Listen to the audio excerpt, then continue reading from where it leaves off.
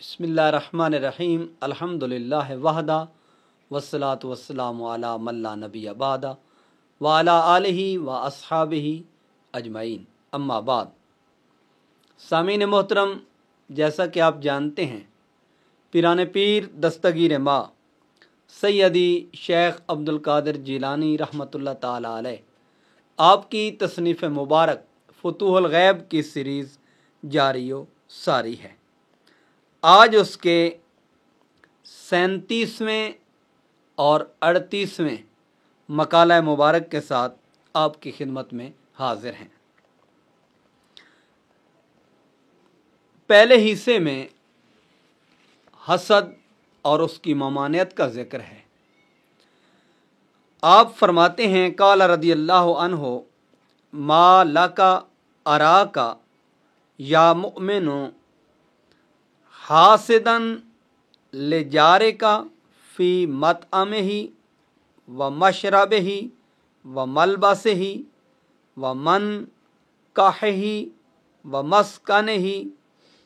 आप फरमाते हैं कि ए मोमिन, तुझे क्या हो गया है कि तू अपने हमसाये के बारे में, उनके मामलात में हसद करने लग गया, उनके खाने के एतबार से,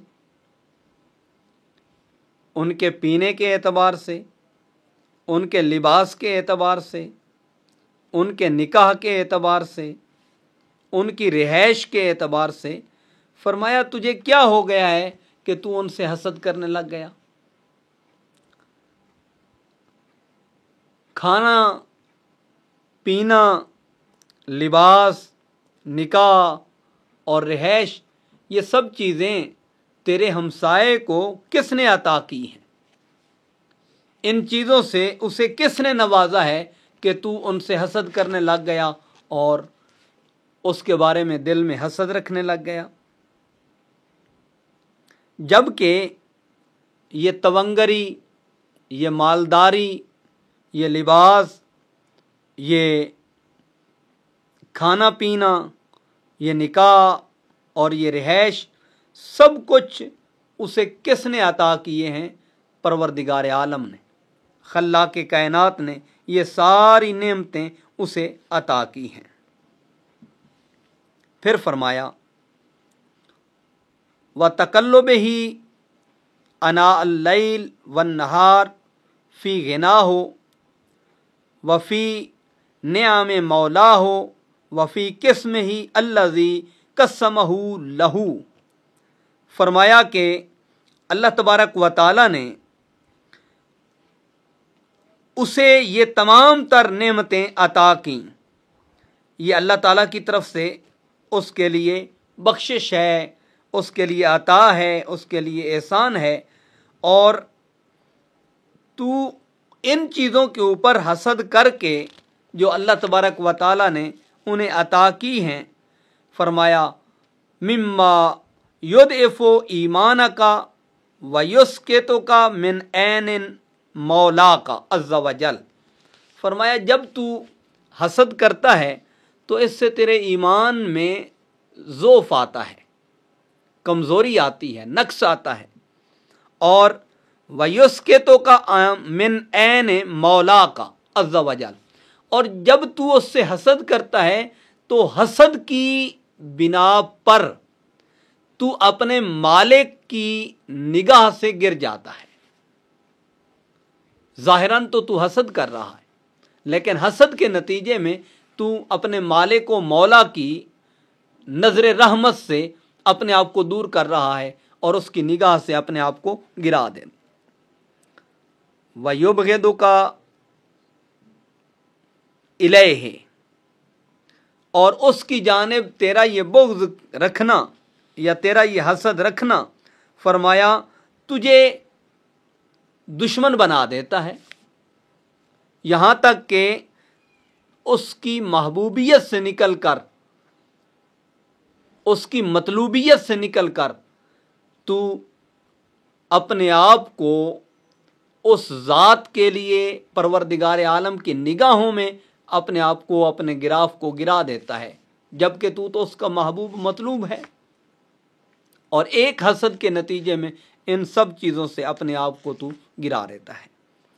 حدیث پاک آپ نے روایت کی، فرماتے ہیں ان نبی صلی اللہ علیہ وآلہ وسلم ان اللہ یقول، آقا دو عالم صلی اللہ علیہ وآلہ وسلم سے مروی ہے کہ بے شک اللہ تبارک و تعالی فرماتے ہیں الحسود عدو نعمتی، فرمایا حسد کرنے والا فی الحقیقت میری نعمتوں کا دشمن ہے۔ اور حضور نبی کریم علیہ الصلوۃ والسلام کا فرمان مبارک کوٹ کیا۔ آقا علیہ الصلوۃ والسلام نے ارشاد فرمایا ان الحسد لا یاکل الحسنات کما تاکل النار الحطب، فرمایا کہ بے شک حسد نیکیوں کو ایسے کھا جاتا ہے جیسے آگ سوکھی لکڑی کو جلا دیتی ہے۔ گویا آدمی یہ سمجھتا ہے کہ اس سے کیا ہوگا، یا آدمی کبھی اس جانب توجہ ہی نہیں کرتا، اس جانب کبھی غور و فکر ہی نہیں کرتا، لیکن حسد اتنی بری بلا ہے۔ آقا علیہ الصلوۃ والسلام نے فرمایا یہ نیکیوں کو ایسے کھا جاتا ہے جیسے آگ سوکھی لکڑی کو کھا جاتی ہے۔ اور حدیث قدسی میں ہے الحسود عدو نعمتی، حاسد وہ میری نعمتوں کا دشمن ہے۔ مراد کیا ہے؟ حسد کرنے والے سے اس کی نعمتیں چھن جاتی ہیں۔ اللہ تعالیٰ اپنی نعمتوں کو روک لیتا ہے حاسد سے۔ ثم علی ای شیء تحسدہ، فرمایا اس چیز کے بعد تو کس چیز پر حسد کرتا ہے اور حسد کو تو اختیار کرتا ہے۔ تجھے چاہیے کہ اپنے وجود سے حسد کو نکال کے پھینک دے، حسد کو ترک کر دے، حسد کو چھوڑ دے۔ اگر اس کے باوجود حسد کو تو اپنائے گا اور حسد کو تو اختیار کرے گا تو فرمایا فَإِنَّ قِسْمَكَ لَا يُؤْتَى غَيْرَكَ، جو تیری قسمت ہے وہ کسی دوسرے کو نہیں ملے گی۔ اور وَلَا يَنْتَقِلُ مِنْكَ إِلَيْهِ حاشا للہ عز وجل، فرمایا اور تیری طرف سے کسی دوسرے کی جانب اس کو منتقل نہیں کیا جائے گا، بلکہ جو تیرا نصیب ہے وہ تجھے مل کے رہے گا، اور جو کسی دوسرے کا نصیب ہے وہ کسی دوسرے کو مل کے رہے گا۔ تو پھر حسد کائے کا؟ حسد کیوں کرتا ہے؟ تجھے چاہیے کہ اپنے آپ کو حسد سے روک لے، تجھے چاہیے کہ اپنے آپ کو حسد سے دور کر لے۔ اور آپ یہاں ایک آیت مبارکہ درج فرماتے ہیں، فرمایا قال اللہ سبحانہ وتعالی، یہ سورہ قاف ہے، فرمایا ما یبدل القول لدی وما انا بظلام للعبید، اللہ تبارک و تعالی کسی بندے پر ظلم نہیں فرماتا۔ یہ نہیں کہ اس کا حصہ اسے دے دے یا اس کا حصہ اسے دے دے، وہ ہر کسی کو عطا کرتا ہے، وہ ہر کسی کو نوازتا ہے، وہ ہر کسی کو دے رہا ہے۔ حسد کر کے کیا انسان یہ سمجھتا ہے کہ اس کا اس کے پاس آ جائے گا؟ ہرگز نہیں۔ لیکن آپ نے یہاں ایک تنبیہ بھی فرمائی۔ آپ فرماتے ہیں کہ اگر تو کسی کے پاس معدن الکنوز والذخائر من انواع الذهب والفضة والجواہر مما جمعته الملوک، فرمایا کسی کے پاس سونا ہے، چاندی ہے، ذخائر ہیں اور مختلف خزانوں کی کانیں ہیں، فرمایا ان کے پاس تو دیکھ کر یا ان کے ہاں ان چیزوں کو دیکھ کر ان کے ساتھ تو حسد کیوں کرتا ہے؟ عین ممکن ہے جسے تو سمجھ رہا ہے کہ یہ نعمتیں ہیں اور میرے پاس ہونے چاہیے، اللہ تبارک و تعالیٰ نے اس کے پاس ان چیزوں کو آزمائش کے لیے رکھا ہو، اور اللہ تعالیٰ نے انہیں یہ نعمتیں فراوانی کے ساتھ، کثرت کے ساتھ، زیادتی کے ساتھ عطا کی ہوں، اور وہ ان نعمتوں کی وجہ سے اپنے آپ کو عیش و عشرت میں لگا دیں، فرما برداری سے، اطاعت سے، اللہ تعالیٰ کے امور کو بجا لانے سے خود کو دور کر دیں، تو یہی جو نعمتیں آپ ان کے پاس دیکھ رہے ہیں اور دیکھ کر ان کے اوپر حسد کر رہے ہیں وہ ان کے لیے وبال جان بن جائے، اور کل قیامت کے دن جب ان نعمتوں کا حساب و کتاب لیا جائے تو وہ کہے وما یتمنی انہ لم یؤتا من ذالک ذرہ، وہ قیامت کے دن کہے یا اللہ کاش کہ تو مجھے ان نعمتوں میں سے ایک ذرہ بھی عطا نہ کرتا، تاکہ اس کے نتیجے میں آج مجھ سے یہ آزمائش نہ ہوتی، مجھ سے باز پرس نہ ہوتی، مجھ سے پوچھ گچھ نہ ہوتی۔ وہ اللہ رب العزت کی بارگاہ میں جسے بہت زیادہ نعمتیں دی گئی ہیں وہ یہ التجا کر رہا ہوگا کہ یا اللہ کاش تو مجھے ایک ذرہ بھی ان نعمتوں میں سے عطا نہ کرتا، تاکہ میرا حساب و کتاب آج کے دن آسان ہو جاتا۔ بندہ یہی سمجھتا ہے کہ یہ فلاں کو اتنی نعمتیں دی گئیں یا اتنے انعامات دیے گئے یا اس کے اوپر اتنے احسانات کیے گئے، جس قدر نعمت کی فراوانی ہوتی ہے اسی قدر حساب و کتاب اور اس کے ساتھ جو معاملہ ہے آخرت میں اس کا بھی بنسبت غریب کے، بنسبت مفلس کے، بنسبت اس کے جس کو نعمتیں کم ملی ہیں اس سے حساب و کتاب زیادہ ہونا ہے۔ لہٰذا حسد کو ترک کرنا چاہیے اور کسی دوسرے کے پاس نعمت کو دیکھ کر اس کے اوپر حسد نہیں کرنا چاہیے، بلکہ جو اللہ نے عطا کیا اس پہ شکر کرنا چاہیے، اس پہ صبر کرنا چاہیے۔ جب آدمی اس پر صبر کرتا ہے اور جو نعمتیں اس نے عطا کی ہیں اس پر شکر کرتا ہے، وَأَسْلَمَ وَفَوَّضَ الْأَمْرَ إِلَىٰ رَبِّ الْأَرْضِ وَالسَّمَاءِ، اور اپنے معاملات کو پروردگار عالم خلاق کائنات کی طرف سپرد کر دیتا ہے، تو اللہ تبارک و تعالیٰ اس کے نتیجے میں اپنے اس بندے پر اپنی عطا، اپنی عنایت اور اپنی نوازش کی انتہا فرما دیتا ہے۔